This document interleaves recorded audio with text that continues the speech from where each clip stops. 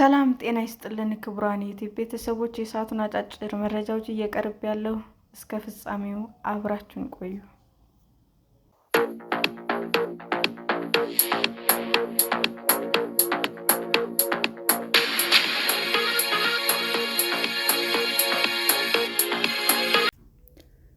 የፖለቲካ ፓርቲዎች የድጋፍ ፊርማ እንዲያቀርቡ በሚያስገድደው የሕግ ድንጋጌ በፓርላማው ላይ ታገደ።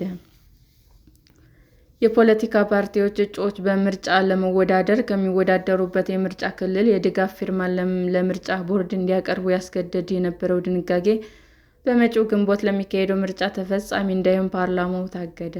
የሕዝብ ተወካዮች ምክር ቤት ህዳር 25 ቀን 2018 ዓ.ም ባካሄደው ሦስተኛው መደበኛ ስብሰባው ስድስተኛው ሀገራዊ ምርጫ በኮቪድ-19 ወረርሽኝ ምክንያት እንዳይፈጸም አድርጎት የነበረውን ውሳኔ በመጪው ግንቦት 2018 ዓ.ም ይካሄዳል ተብሎ በሚጠበቀው ምርጫ እንዳይተገበር ወስኗል። የምክር ቤቱ አፈ ጉባኤ አቶ ታገሰ ጫፎ የውሳኔ ሀሳቡን በተመለከተ በሰጡት ማብራሪያ በኢትዮጵያ የምርጫ ፖለቲካ ፓርቲዎች ምዝገባና ምርጫ ሥነ ምግባር አዋጅ 1162/2011 አንቀጽ 32 ንዑስ አንቀጽ 2 ድንጋጌ በሰባተኛው ሀገራዊ ምርጫ ተግባራዊ እንዳይሆን የታመነበት መሆኑንም ተናግረዋል። በአዋጁ መሰረት እያንዳንዱ ፖለቲካ ፓርቲ እጩ ለሕዝብ ተወካዮች ምክር ቤት የሚወዳደር ከሆነ በሚወዳደርበት የምርጫ ክልል ከሚኖሩ መራጮች 2000 ድጋፍ ፊርማ ማቅረብ ሲኖርበት፣ ለሕዝብ ተወካዮች ምክር ቤት የምትወዳደር ሴት አካል ጉዳተኛ ከሆነች 1000፣ ለክልል ምክር ቤት ከሆነ ደግሞ 500 የድጋፍ ፊርማ ማቅረብ ይጠበቅበታል። ለሕዝብ ተወካዮች ምክር ቤት የምትወዳደር ሴት የፖለቲካ ፓርቲ እጩ 1500 እንዲሁም ለክልል ምክር ቤት 750 የድጋፍ ፊርማ ከምትወዳደርበት አካባቢ እንድታሰባስብ አዋጁ ይደነግጋል። ይሁን እንጂ አፈ ጉባኤ በሰጡት ማብራሪያ በስድስተኛው ምርጫ በኮቪድ-19 ወረርሽኝ ምክንያት ተፈጻሚ እንዲሆን ተወስኖ የነበረው አሰራር በመጪው ሰባተኛው ሀገራዊ ምርጫ ተፈጻሚ እንዳይሆን በኢትዮጵያ የፖለቲካ ፓርቲዎች የጋራ ምክር ቤት አማካኝነት በተደጋጋሚ መጠየቁን አስረድተዋል። ከምርጫው ቅድመ ዝግጅት እስከ ምርጫው ቀን ድረስ የሚከናወኑ በርካታ ስራዎች በመኖራቸው የድጋፍ ፊርማ ለማሰባሰብ በቂ ጊዜ ባለመኖሩ ፓርቲዎቻቸው እጩዎችን የድጋፍ ፊርማ ለማሰባሰብ እንደሚቸገሩ መግለጻቸውና ድንጋጌው እንዲታገድ በቃልና በጽሑፍ ጥያቄ ማቅረባቸው ተናግረዋል።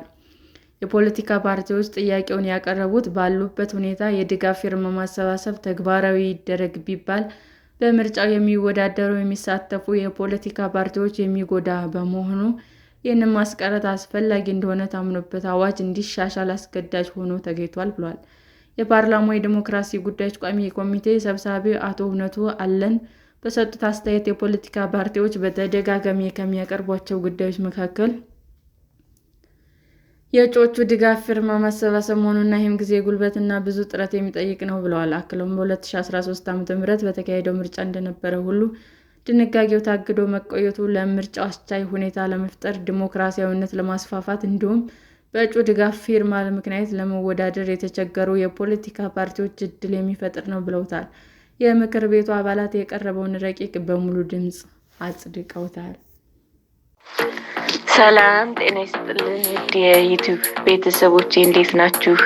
አዲስ ጀማሪ ነኝና ሰብስክራይብ ያደረጋችሁ አበረታቱኝ። አመሰግናለሁ።